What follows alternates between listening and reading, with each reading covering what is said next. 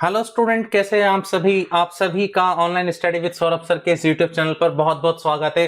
दोस्तों, जैसा कि आप लोगों को पता है, आज के इस वीडियो में मैं आप लोगों को जो एनसीईआरटी या सीबीएसई ने 2021-22 के लिए जो नया सिलेबस जारी किया है, उस सिलेबस में क्लास 11th कॉमर्स का कौन सा पार्ट आपका टर्म 1 में आ रहा है और कौन सा पार्ट आपका टर्म 2 में आ रहा है, उस पर आज हम यहाँ पर बात करने वाले हैं। तो जैसा कि आप लोगों को स्क्रीन पर दिखाई दे रहा होगा, क्लास 11th की बात करूंगा मैं और कॉमर्स सब्जेक्ट की बात कर रहा हूं। नया सिलेबस जो आप लोगों का आया है वो अकाउंटेंसी का, इकोनॉमिक्स का और बिजनेस स्टडीज का for the term 1 and term 2।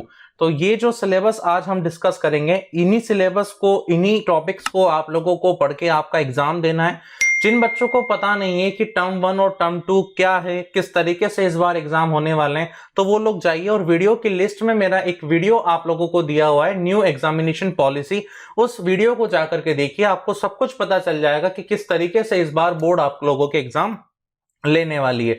तो आज की इस वीडियो में हम लोग डिस्कस कर रहे हैं क्लास 11th के लिए जो नया सिलेबस सीबीएसई ने डिसाइड किया है टर्म 1 और टर्म 2 के लिए, उस पर हम लोग बात करते हैं। तो लेकर चलता हूं मैं आप लोगों को अगली स्लाइड्स पर। देखिए, ऑप्शनल सब्जेक्ट्स मैंने यहां पर उठाया है। आपका अकाउंट्स ऑप्शनल होता है, इकोनॉमिक्स ऑप्शनल है आपका और बिजनेस स्टडीज है। तो चलिए सबसे पहले बात करते हैं हम अकाउंट्स के बारे में। तो जो आपका सबसे मेजर सब्जेक्ट है, सबसे कठिन सब्जेक्ट आपको यही लगता होगा, क्योंकि नया नया स्टूडेंट जब अकाउंट्स पढ़ने आता है तो उसको कुछ नहीं मालूम होता है क्या डेबिट है, क्या उसको क्रेडिट करना है, सारे अकाउंट्स क्या है, लेजर क्या है। तो उन पर हम लोग यहाँ पर देख रहे हैं। तो जैसा कि आप लोगों को पता है, टर्म 1 आप लोगों का जो है एमसीक्यूज पर बेस्ड होगा। ये आप लोगों को मैंने पहले वाले वीडियो में भी बताया था, एमसीक्यूज पर बेस्ड होगा और 90 मिनट्स का आप लोगों का ये एग्जाम होगा। एमसीक्यूज मतलब आप लोगों को एग्जाम में ऑब्जेक्टिव क्वेश्चंस देखने को मिलेंगे और उसके नीचे आपको ए, बी, सी और डी 4 ऑप्शन रहेंगे, उसमें से एक ऑप्शन आप लोगों का सही आंसर होगा। टर्म 1 जो है आप लोगों का 40 मार्क्स का होगा और इसकी डेट्स जो मैंने आप लोगों को बताई थी अप्रोक्सीमेट, जो सीबीएसई ने बताया है कि वो नवंबर या दिसंबर में आप लोगों का टर्म 1 एग्जाम लेने वाला है, जो कि 90 मिनट्स का होगा। ऑब्जेक्टिव इसका पैटर्न रहेगा।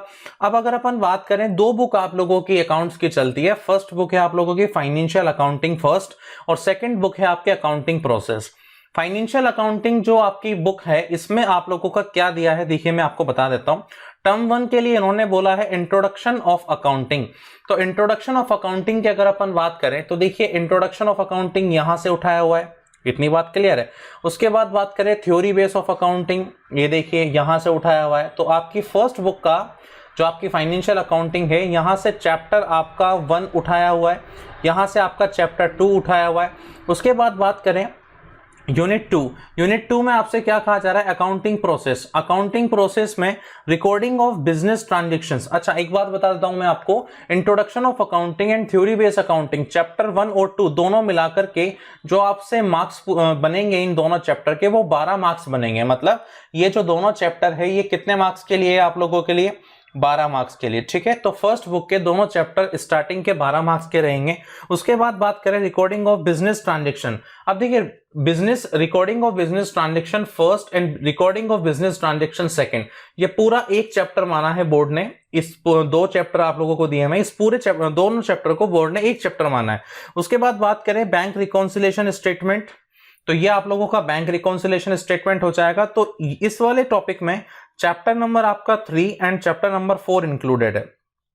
बैंक रिकॉन्सिलेशन स्टेटमेंट आपका चैप्टर नंबर 5 हो जाएगा। ठीक है, जैसा कि आप लोग देख पा रहे हो। और यहां पर depreciation and provision and reserve, तो depreciation and provision and reserve chapter number 7 हो जाएगा। अब बोर्ड ने यहां पर अलग अलग मार्क्स आप लोगों को नहीं बताया, इन्होंने कहा है कि हम ये चैप्टर पूछेंगे जितने भी यहां पर लिखे हैं, और टोटल जो चैप्टर होंगे वो 28 मार्क्स के क्वेश्चंस यहां से पूछे जाएंगे। ऑल ओवर आपका जो टर्म 1 होगा वो 40 मार्क्स का होगा, 90 मिनट्स का होगा, जैसा कि मैं पहले बता चुका हूं। तो 40 मार्क्स में अब देखिए, इन्होंने कौन कौन सा चैप्टर आपसे नहीं पूछा है। तो ये चैप्टर उन्होंने रखा है आप लोगों के लिए टर्म 2 के लिए। कौन कौन सा रखा है देखिए, आप ट्रायल बैलेंस वाला रखा है टर्म 2 के लिए। ठीक है, ये वाला चैप्टर आप लोगों का टर्म 2 में पूछा जाएगा। और कौन सा पूछा जाएगा, बिल ऑफ एक्सचेंज आपका टर्म 2 में पूछा जाएगा। मतलब टर्म 1 के अंदर आप लोगों का अकाउंटेंसी की जो सेकंड वाली बुक है, उसमें से कोई भी चैप्टर या इसमें से कोई भी क्वेश्चन आप लोगों से नहीं पूछा जाएगा। अगर आपको टर्म 1 की प्रिपरेशन करनी है तो आपको फाइनेंशियल अकाउंटिंग सिर्फ बुक 1 आप लोगों को पढ़नी है, और उसमें से भी आपको 6 और 8 ये 2 नंबर के 2 चैप्टर जो हैं ये बिल्कुल नहीं पढ़ना है। आगे अगर अपन बात करें तो टर्म 2 पर आप अगर हम चलें तो टर्म 2 आपका 40 मार्क्स का होगा, लेकिन टर्म 2 आपका सब्जेक्टिव पेपर होगा भाई, है ना, ध्यान दीजिएगा। सब्जेक्टिव मतलब जिस तरीके का आप बोर्ड एग्जाम देते आए हैं हर साल, आपको क्वेश्चन मिलेगा, उसका आंसर आपको नीचे लिखने पड़ेंगे इस तरीके से। तो ये आपका टर्म 2 रहने वाला है। टर्म 2 की अगर अपन बात करें तो देखिए अकाउंटिंग प्रोसेस में यहां पर देखिए आप accounting for bill of exchange, अब देखिए ये आपका टर्म 2 में आएगा, ठीक है। और ट्रायल बैलेंस और एरर्स वाला जो चैप्टर है आपका, ये भी आपका टर्म 2 में आएगा। टर्म 1 में इन दोनों चैप्टर्स को छोड़ दिया था, और ये जो 6 और 8 ये 2 चैप्टर हैं, ये आपके मिलकर के बनेंगे 12 मार्क्स के चैप्टर। इतनी बात क्लियर हो गई होगी आपको। पार्ट बी की अगर अपन बात करें फाइनेंशियल अकाउंटिंग 2, तो फाइनेंशियल अकाउंटिंग 2 में financial statement of sole proprietorship from the complete and incomplete record, तो फाइनेंशियल स्टेटमेंट आपसे पूछा जाएगा, ये दोनों चैप्टर यहां से बनेंगे। उसके बाद बात करें इनकम्प्लीट और कंप्लीट रिकॉर्ड्स जो यहां पर है, तीनों चैप्टर मिला के आपसे कितने नंबर के क्वेश्चंस यहां पर पूछे जाएंगे, 20 नंबर के क्वेश्चन आप लोगों से एग्जाम में यहां पर पूछे जाएंगे इन तीनों चैप्टर से। तो financial statement 1, financial statement 2, accounts for complete and incomplete records यहां पर जो है चैप्टर में पूछा जाएगा। उसके बाद बात करें कंप्यूटर्स इन अकाउंटिंग, तो chapter number 12 and chapter number 13 ये दोनों जो है आपका 8 मार्क्स का चैप्टर होगा, और यहां से आप लोगों का सिलेबस जो है 40% मार्क्स के लिए या 40% जो आपका मार्क्स है उसके लिए क्राइटेरिया कवर हो जाता है। टर्म 2 यहां पर आपका 40 का रहने वाला है, टर्म 1 आपका 40 का रहने वाला है। टोटल मिलकर के बनेंगे आपके 80 मार्क्स, और 20 नंबर आप लोगों के स्कूल से जाएगा जिसको आप शतरंज कहते हो। तो इस तरीके से आपका 100 मार्क्स का पेपर हो जाएगा। उम्मीद करता हूं अकाउंट्स का सिलेबस सबको समझ आ गया होगा। अब बात करते हैं नेक्स्ट अगले सिलेबस की, और अगला सिलेबस है आप लोगों का बिजनेस स्टडीज, है ना। थ्योरी आपका इसका ये थ्योरी पेपर रहता है आपका। तो थ्योरी पेपर में अगर अपन बात करें टर्म 1 को लेकर के, तो एमसीक्यूज बेस्ड ये वाला भी पेपर होने वाला है। थ्योरी आप लोगों का 40 मार्क्स का रहेगा, ड्यूरेशन आप लोगों का 90 मार्क्स का रहेगा। डेट्स जैसा कि आप लोगों को पता है नवंबर या दिसंबर में आप लोगों का टर्म 1 होने वाला है। अब अगर सिलेबस की बात करें और चैप्टर्स की बात करें तो एक बुक सिंगल बुक आप लोगों की चलती है 11th क्लास में, किसकी, बिजनेस की। हाँ 12th क्लास में बिजनेस स्टडीज की 2 बुक चलती है, लेकिन 11th क्लास में बिजनेस स्टडी की सिंगल बुक चलती है। सिंगल बुक्स के आपके 2 पार्ट है। फर्स्ट पार्ट है आपका फाउंडेशन ऑफ बिजनेस पार्ट 1, और सेकंड पार्ट है आपका corporate organisation finance and trade. अब कौन से चैप्टर आपके टर्म 1 में पूछे जाएंगे उस पर हम बात कर लेते हैं। फर्स्ट अगर अपन बात करें फाउंडेशन ऑफ बिजनेस में, तो evaluation and fundamental of business. तो फंडामेंटल ऑफ बिजनेस आप अगर देखें तो आप फर्स्ट चैप्टर पर जा सकते हैं कि फर्स्ट चैप्टर आपका यही है, ठीक है। चलिए सेकंड चैप्टर है फॉर्म्स ऑफ बिजनेस ऑर्गेनाइजेशन, तो चैप्टर फर्स्ट आपका हो जाएगा, यह आपका हो जाएगा चैप्टर 2 जैसा कि आप देख पा रहे हो। चैप्टर 3 में public private and global enterprises आपका चैप्टर 3 हो जाएगा।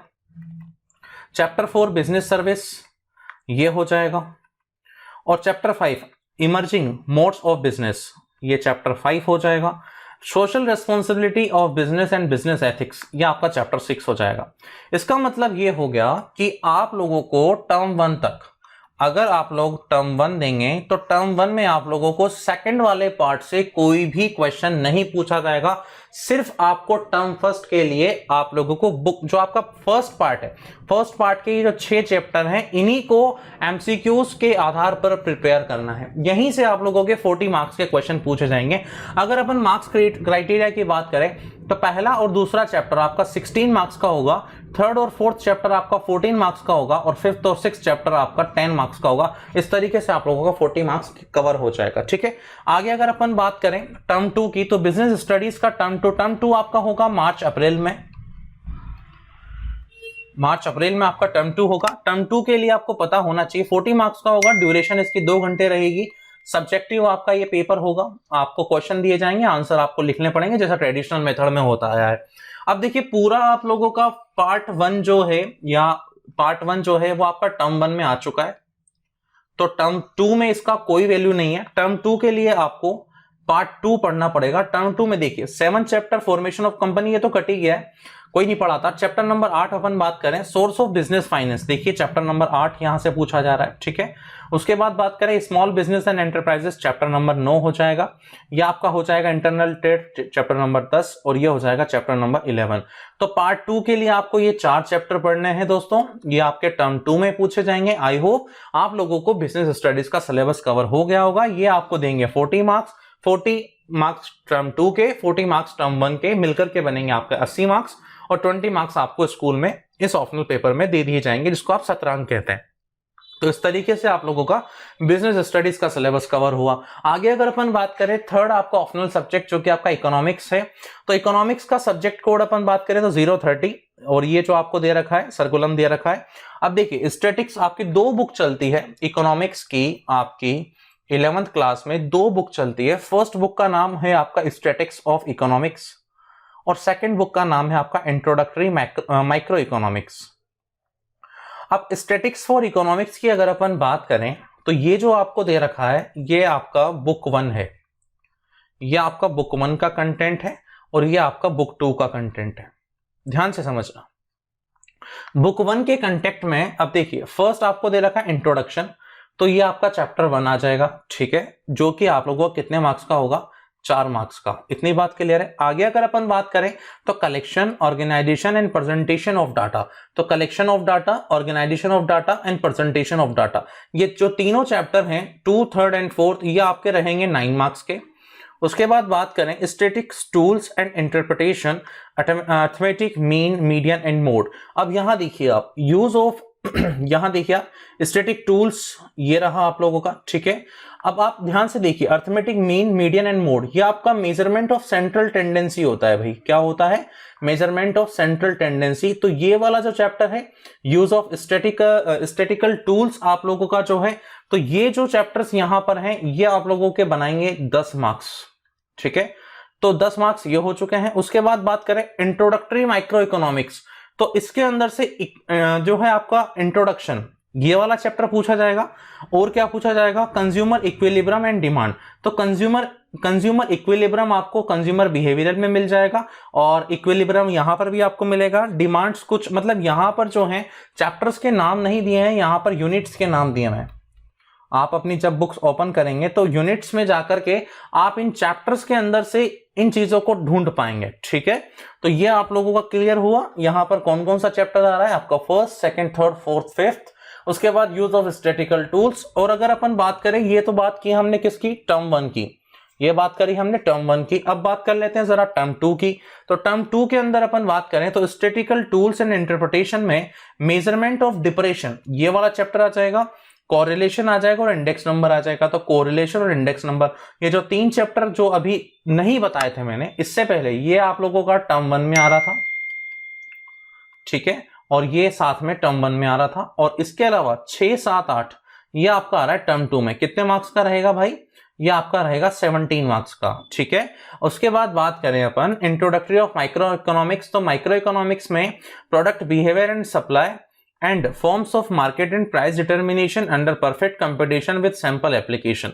तो ये 2 यूनिट्स हैं, और यहां पर आप लोगों को इन चैप्टर्स के अंदर से इन यूनिट्स को, जो भी इन यूनिट्स के अंदर सिलेबस दिया हुआ है, आपको यहां से उनको फाइंड आउट करके, उनको मार्कआउट करके आप लोगों को यहां पर पढ़ना है, ठीक है दोस्तों। तो ये आप लोगों का इकोनॉमिक्स का सिलेबस हुआ। उम्मीद करता हूं आप लोगों को क्लास 11th का अकाउंट्स का, तीनों ऑप्शनल जो सब्जेक्ट है आपका अकाउंट्स, बिजनेस और इकोनॉमिक्स, तीनों का सिलेबस आप लोगों को क्लियर हो गया होगा। ये सिलेबस मैंने आप लोगों को कंपैरिजन करके बताया है। ये आपका बुक का पार्ट, ये जो आपका बुक देख रहे हो आप, ये बुक का कॉन्टेक्ट है आपका। और ये जो सीबीएसई ने पीडीएफ फाइल डाली थी, कल रात को मैंने एक वीडियो अपलोड किया था, उस वीडियो में मैंने आप लोगों को बताया हुआ है कि किस तरीके से आप लोगों को अपना सिलेबस डाउनलोड करना है।